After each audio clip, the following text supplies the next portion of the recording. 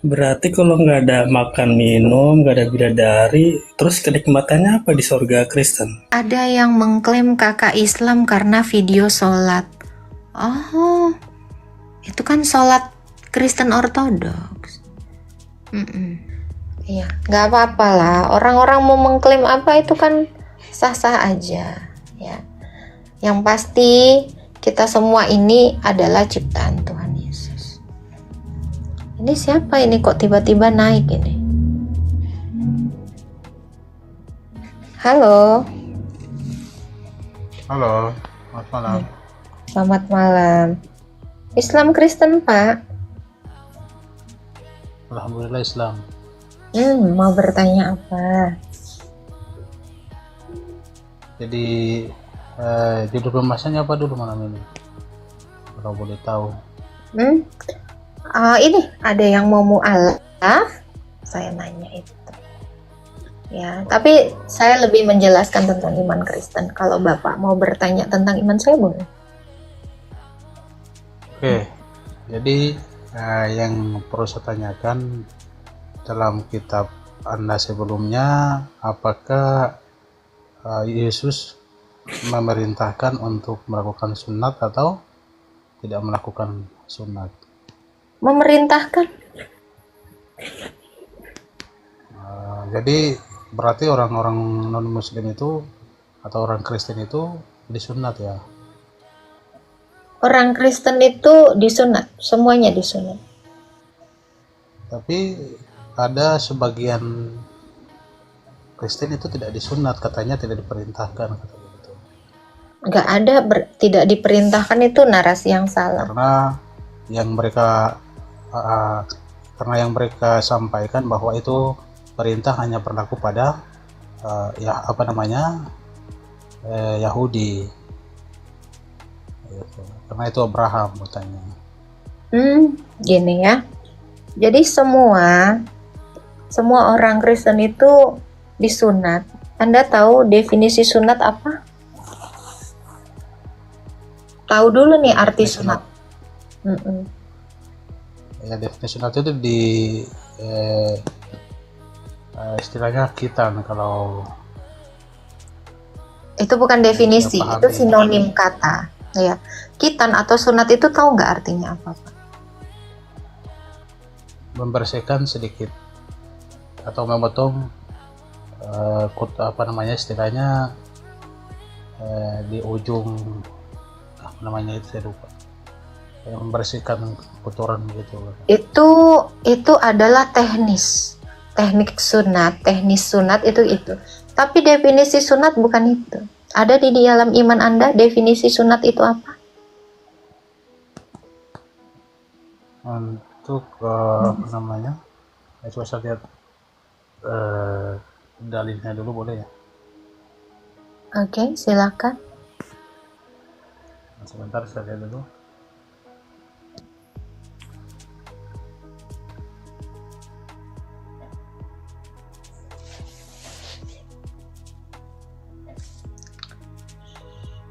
Jangan lupa tap-tap ya, teman-teman ya.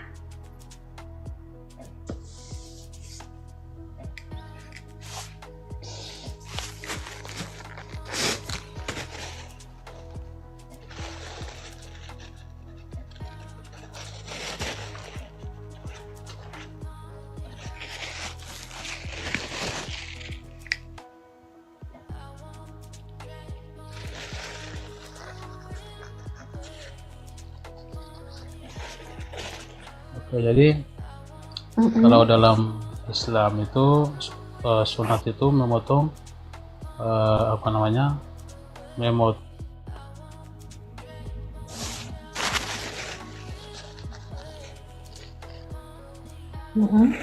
memotong kulit yang menutupi kepala cakar maksudnya kalau dalam Islam. Itu teknis. Maksud saya, apa sih arti sunat ini gitu? Dan kenapa harus ada perintah sunat ini? Gitu.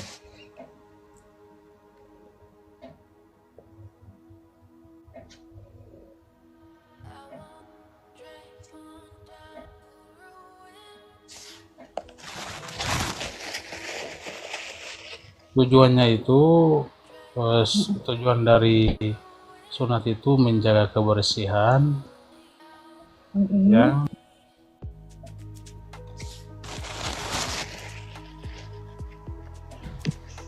kurang lebih seperti itu. Ini perintah sunat ini diberikan kepada umat muslim atau udah dari sebelum umat muslim? Jadi sunat ini diperintahkan oleh Nabi Muhammad SAW. Oh, berarti ini ajaran baru ya?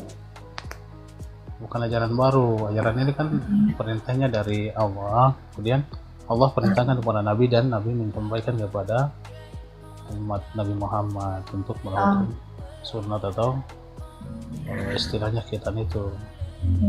Berarti sebelum Nabi Muhammad perintah sunat ini nggak pernah ada ya? Belum ada ya? Jadi kalau sebelum Nabi itu, sebelum Nabi Muhammad itu sudah diperintahkan. Jadi Nabi itu ketika sebelum dilahirkan itu sudah di sunat sejak sebelum lahir. Perintahnya gitu? Nah, kayak perintahnya Nabi Isa. Pokoknya Nabi para rasul sebelum Nabi Muhammad, karena Nabi Muhammad itu datang terakhir dia. Ada gitu dalilnya di dalam kitab gitu kah tentang tujuannya sunat gitu? Ada. Seperti apa itu? Oke, jadi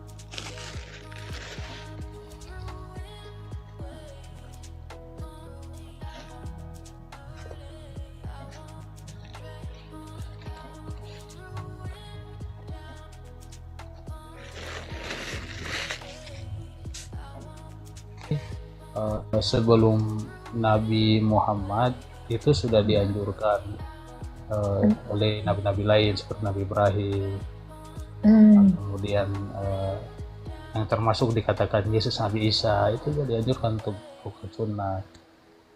Yang menurut Kristen itu bilang Yesus itu. Oh, berarti Adam nggak pernah sunat lah ya? Iya, sunat. Oh, Tapi, Adam sunat? Tapi sebelum saya menjawab itu, saya ingin tanyakan dulu sebelum, apakah Anda Kristen atau malah saudara? Oh, Kristen. Iya. Oh, Ini saya jelaskan tentang sunat di dalam iman kami ya. Itu kan tadi menurut iman Pak Lan ya. Iya, dan nggak ada juga dalilnya ya. Entah di mana Quran surah berapa ya. Kalau di Alkitab jelas ada di dalam Kejadian 17. Jadi sunat itu adalah tanda perjanjian antara Allah dengan Abraham. Jadi Allah nih bikin janji nih sama Abraham. Ya. Apa janji Allah sama Abraham?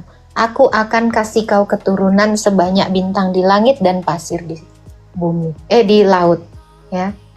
Itu janjinya Tuhan. Abraham minta tanda dong atas janjinya, ya kan? Pasti Tuhan juga akan memberikan langsung tanda perjanjian itu. Nah, sunat itulah tanda janji perjanjian keturunan itu. Kenapa harus di penis?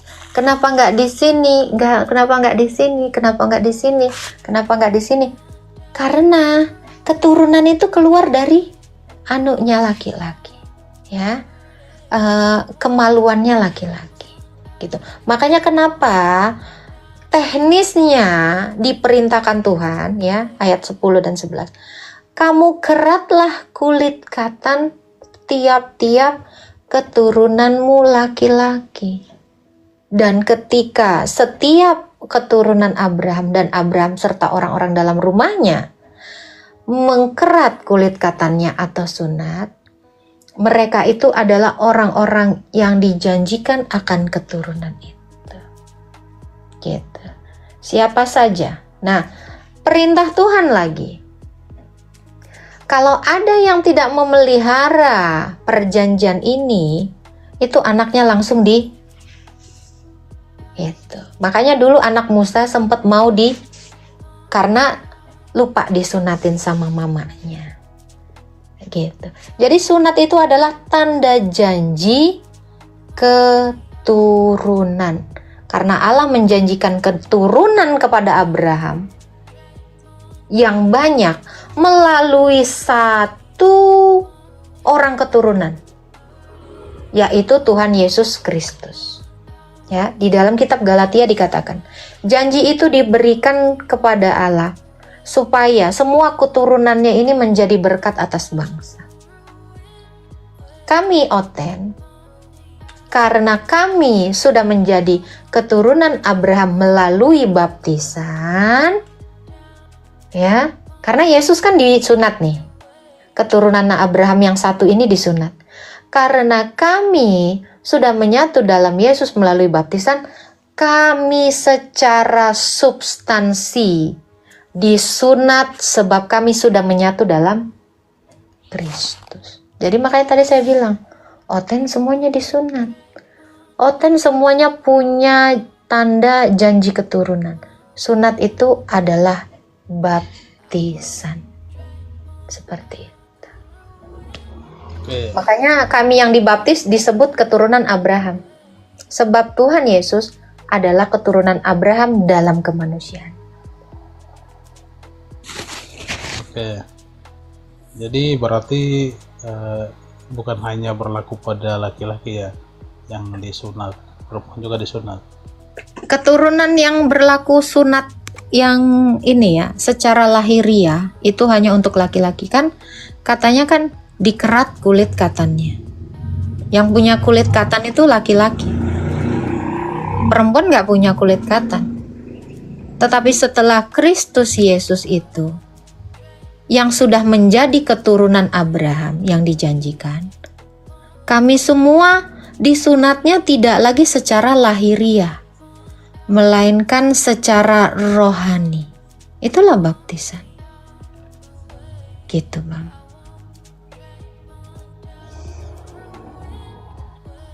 Yang dimaksud menonjol itu menonjol ya? Yang kulit katanya itu yang menonjol ya? Kulit katan menonjol, maksudnya? Tadi maksudnya yang dimaksud itu yang apa? Untuk laki-laki yang di Kulit katan. Laki-laki tentu kulit katannya itu ya tentu maaf ya, kemaluan laki-laki. Tapi untuk kulit itu kan untuk perempuan juga ada. Nggak ada, memangnya gitu. Perempuan, sebentar, memangnya ada anak berasal dari perempuan? Memangnya ada untuk keturunan perempuan itu ada nggak? maksudnya Sunat ini kan gini Bang. kalau misalnya begini, saya jelaskan dulu. Oke. Kan begini, kalau untuk mencari keturunan itu kan tidak mungkin satu sel saja yang bekerja. Jadi otomatis sel telur dengan membuai sel sperma sehingga terjadi anak. Jadi harus dua sel yang bekerja. Sekarang saya tanya. Laki-laki dan perempuan. Oke, ini kalau ngelihat balik lagi dari penciptaan ya, Hawa itu berasal dari laki-laki Bang. Hawa itu berasal dari Adam. Anak juga seperti itu. Makanya silsilah, kamu terutama orang Islam, nggak pernah kamu itu disebut keturunan dari perempuan. Pasti dari bapakmu. Makanya kau disebut anak bapakmu. Kenapa? Karena bapakmu lah sumber benihnya. Ingat, sumber benih dari bayi itu bapaknya. Perempuan itu membentuknya di dalam indung telurnya. Gitu. Nah, makanya saya itu. Jadi sumbernya dari mana? Benihnya dari mana? Saya nggak nanya itu. Benihnya dari mana? Sumbernya dari mana? Laki-laki. Makanya kita balik lagi ke Adam pun, ya. Perempuan itu berasal dari laki-laki. Dan seterusnya setelah beranak pinak, laki-laki berasal dari perempuan. Inilah kesetaraan. Jadi kan Tetapi begitu. ingat, yang tidak bisa Anda lupakan, sumbernya itu adalah Adam. Ya, tidak pernah Hawa itu duluan diciptakan. Adam duluan diciptakan. Bahkan Hawa Oh, jadi berasal kan dari begini. gitu. Itu sebabnya Kalau Adam kenapa, laki-laki. sabar. Itu sebabnya kenapa keturunan itu berasalnya dari laki-laki. Itu sebabnya laki-laki yang harus dikitan. Perempuan itu nggak ada penisnya. Ya, apa yang mau disunat? Gitu. Makanya sekarang ini setelah digenapi oleh Kristus, sunat itu menjadi lebih substantif. Karena arti kerat kulit katan itu kan membuang bagian yang tak terpakai hanya sedikit ya, dari laki-laki. Tetapi baptisan dari atas sampai ke bawah semua dibuang yang tidak berguna itu. Itulah yang disebut dengan sunat yang lebih substantif atau sunat secara rohani. Gitu, Bang. Gini, saya tanya dulu karena kalau misalnya keturunan itu berasal dari laki-laki dengan alasan bahwa Adam itu ke Hawa itu dia berasal dari atau Hawa itu dia karena ada Adam maka ada Hawa kan begitu. Apa sih Anda nggak ngerti juga? Udah, nggak nyambung, udah jelas. Hawa berasal dari laki-laki, kok mau diputer kayak gimana? Udah pas. Ya, udah bahasa paling pas. Alkitab tuh. Nggak bisa lagi kau bilang yang lain. Udah lah ya. Makanya sunat itu memang untuk laki-laki. Ya, di dalam 1 Korintus 11 juga dikatakan. Sebab perempuan berasal dari laki-laki dan laki-laki berasal dari perempuan, itu kesetaraan. Tapi asal mulanya itu dari Adam.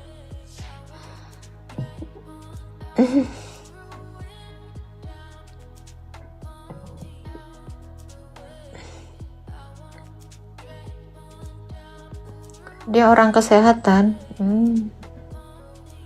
Semoga cepat sehat ya Pak ya.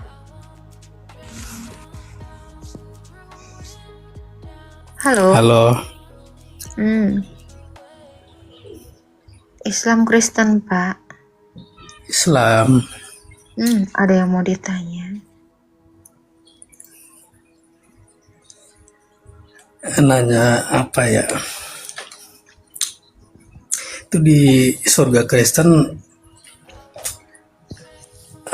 gimana Mbak? Surga Kristen seperti apa? Hanya ada peribadahan. Ada bidadari nggak Mbak? Enggak.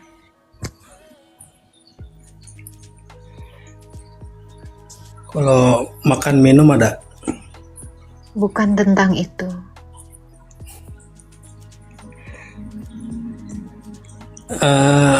Apa gitu loh? Enaknya surga Kristen apa ya? Kedamaian, cinta kasih kepada Tuhan. Itulah surganya Oten. Begini, misalnya si Mbak ini kan berkeluarga ya, suami istri di dunia, terus masuk surga nih. Nah itu statusnya di surga suami istri lagi apa gimana? Tidak ada kawin mengawin. Manusia di dunia ini diciptakan kawin mengawin kan supaya banyak beranak cucu. Di sorga nggak beranak cucu lagi. Berarti di sana udah nggak kenal apa cerai apa gimana? Kenal, tapi poinnya bukan untuk beranak cucu. Poinnya adalah untuk menyembah Allah dalam kedamaian dan kita.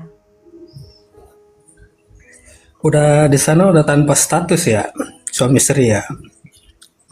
Semua orang akan hidup seperti malaikat. Malaikat itu nggak ada yang kawin.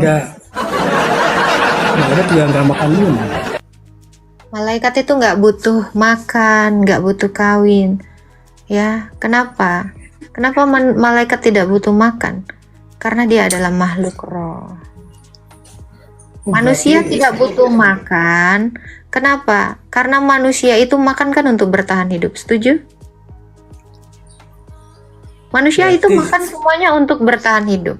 Enggak. Jika manusia sudah berada dalam sang hidup, Allah itu adalah hidup. Manusia nggak butuh makan lagi. Kenapa? Karena sudah menyatu dengan sang hidup. Berarti kalau nggak ada makan minum, nggak ada bidadari, terus kenikmatannya apa di surga Kristen? Tidak ada kematian, tidak ada perkabungan, tidak ada duka cita, tidak ada rasa iri, tidak ada hawa nafsu kedagingan. Itu nikmatnya adalah sukacita dalam kekudusan.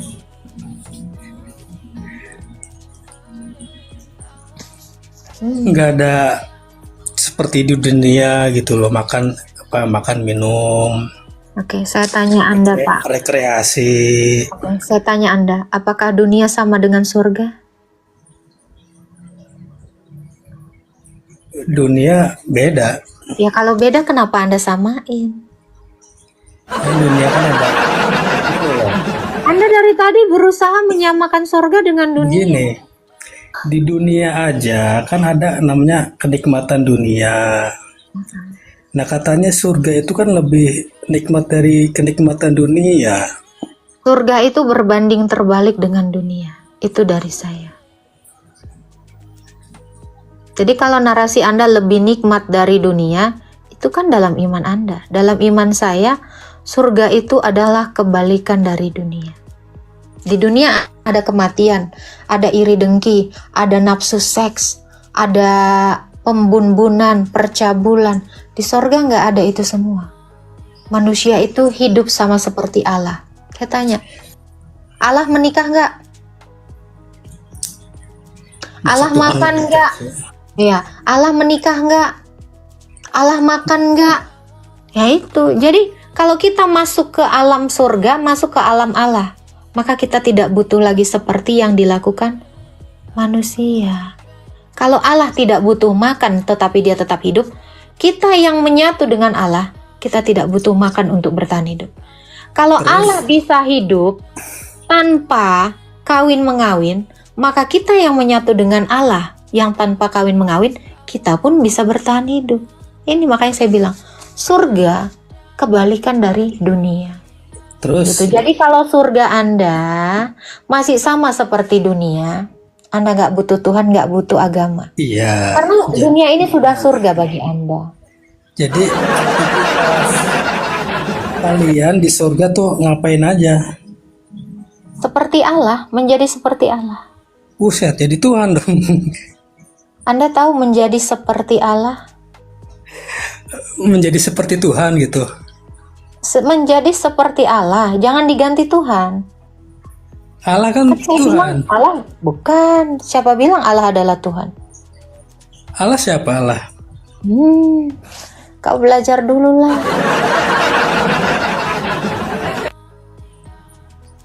Udah dibilang seperti Allah. Tadi saya udah jelasin.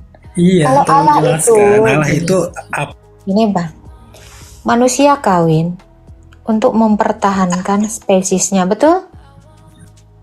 Betul nggak? Karena manusia ini kawin itu akan memiliki anak tujuannya untuk mempertahankan spesiesnya. Karena dia mati,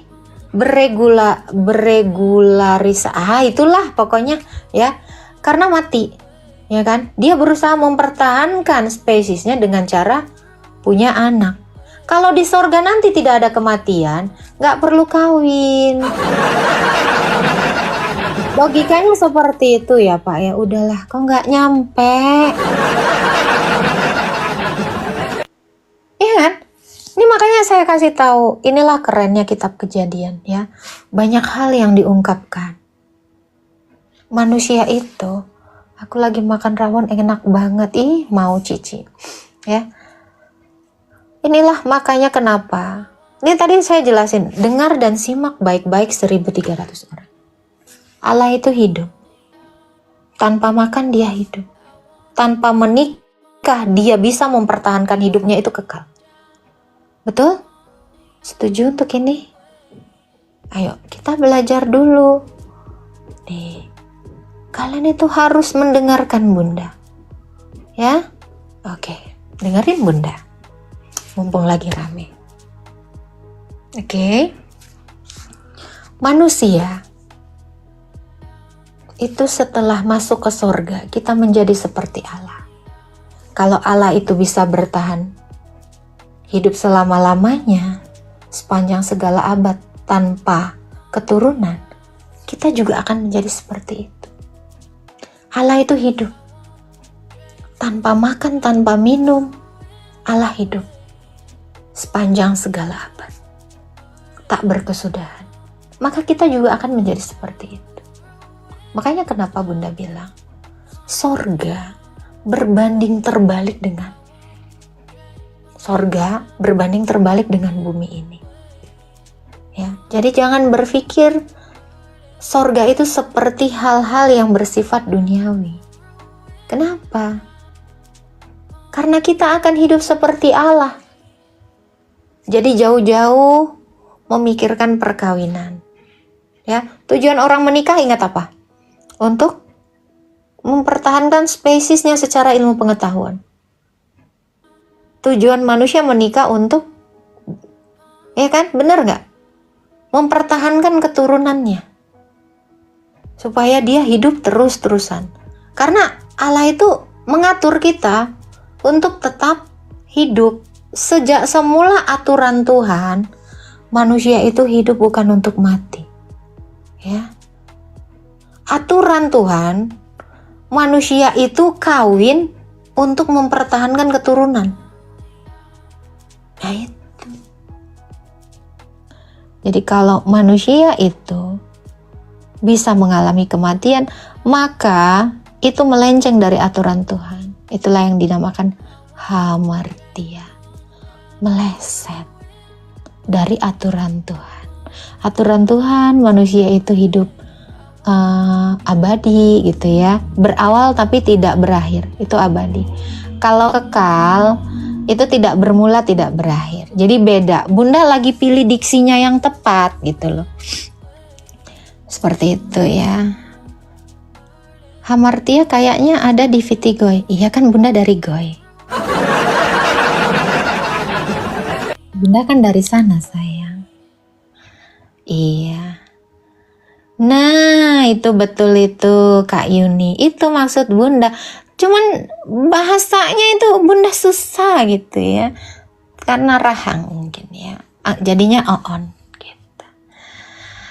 Ya kalian kalau mau bertanya hal-hal ringan seperti ini boleh. Tapi jangan menunjukkan ketidaksetujuanmu terhadap iman saya. Kenapa? Karena kamu memang harus tidak setuju dan harus legowo. Karena kita beda akidah. Betul? Ya kan?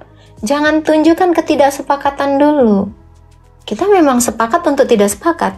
Karena akidahmu bukan akidah saya bukan akidah kamu. Jangan gak sepakat dulu. Tetapi saling menerima dulu. Nah, dari penerimaan itu, di situ kita berpikir. Dari diskusi yang walaupun kita sadar kita tidak bisa menerima itu, tapi kita olah di pikiran kita. Mana ya yang sekiranya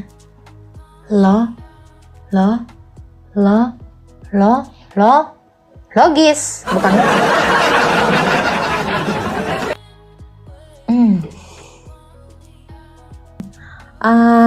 Bang Kasuryadi boleh naik. Kalau mau punya pendapat ya, mau mengkritisi iman saya, naik aja ya. Gitu ya. Gimana mau logis Tuhannya saja nggak selamat. Hari Minggu aja kau rayakan keselamatan Tuhan saya. Saya tanya Bang Kasuryadi, lu Minggu kenapa libur? Tahu nggak lu kenapa lu libur? Tahu nggak? Kamu aja ngikutin loh. Tanggal perayaan kami ikut libur kan? Siapa yang bikin tanggal hari merah libur hari Minggu? Itu hari di mana Tuhan saya itu bangkit. Jadi jangan kamu bilang gak selamat. Kamu harusnya ya berpikir dulu ya, dari mana ya nafas saya ini? Kok bisa ya hari Minggu diliburkan, ada apa? Jangan main imani aja, olah dengan akalmu. Tuhan kasih akal, jangan dijadiin pajangan. Ya, gitu. Jadi kenapa ya saya libur hari Minggu? What happened aya naon di hari Minggu? Tuh, ada apa kak? Hari Minggu Tuhan saya bangkit, selamat. Nanti kau libur. Ada apa ya kak? Setua ini kau baru mempertanyakan itu?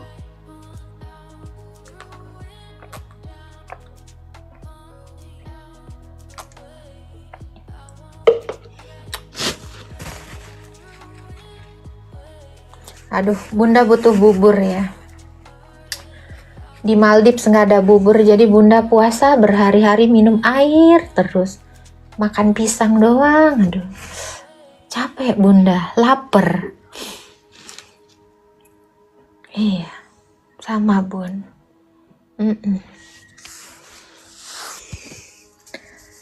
Gitu ya. Tuhan junior dibangkitkan Tuhan senior. Keren ya. Daripada Tuhan senior nggak bangkitkan Nabi junior.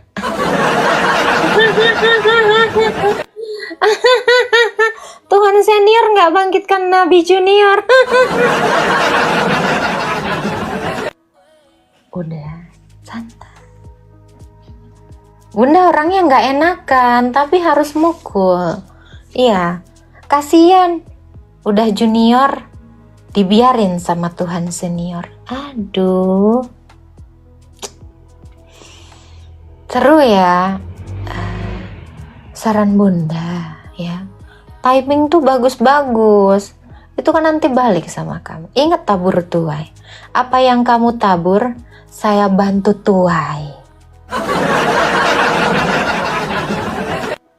Ya kan? Taburlah dengan kata-katamu. Bunda ajarin cara menuainya.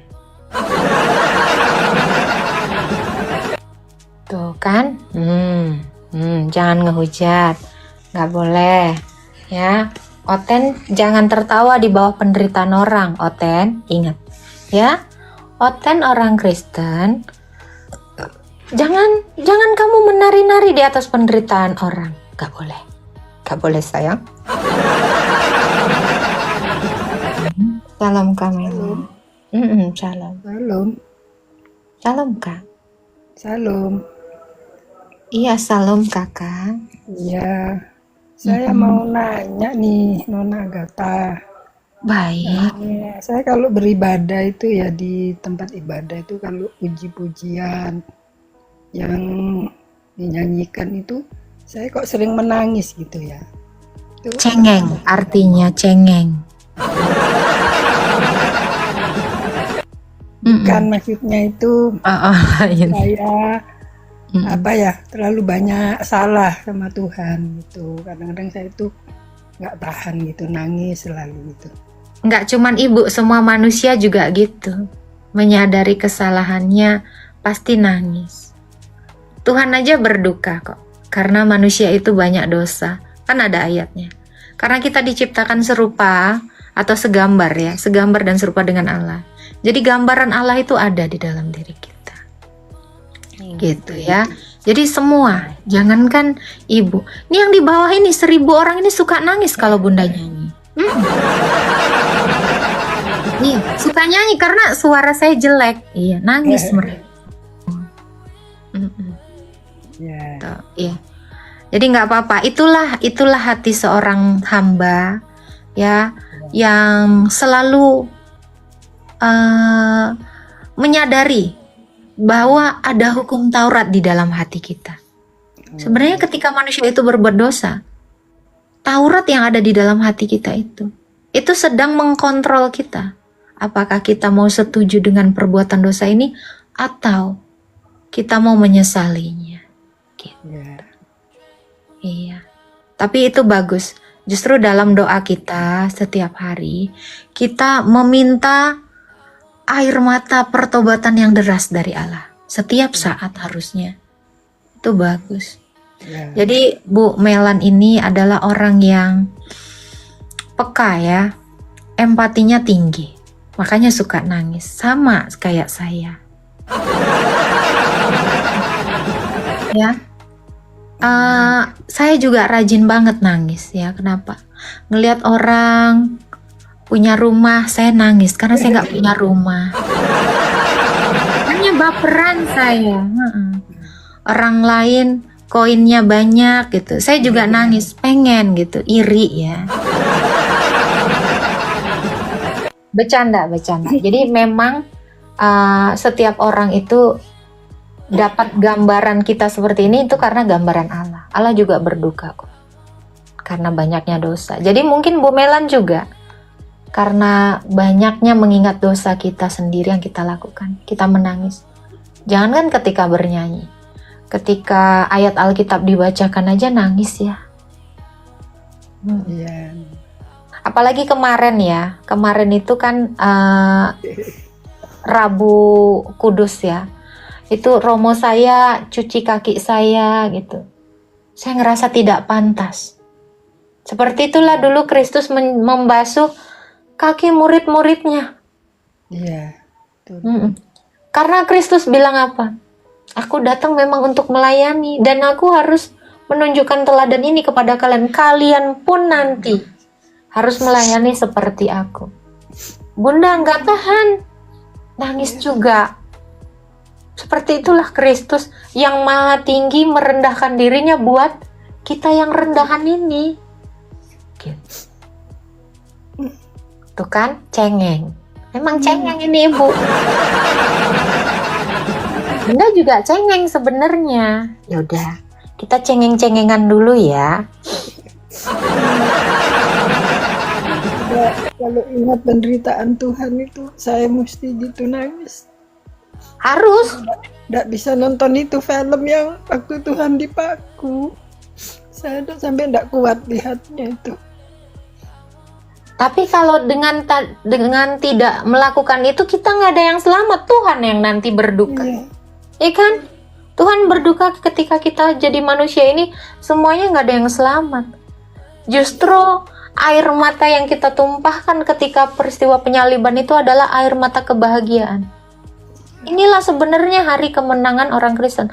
Orang Kristen itu harusnya bahagia di hari Jumat Agung dan Paskah ini.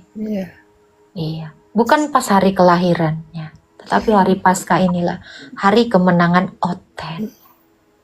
Ya kan? Iya.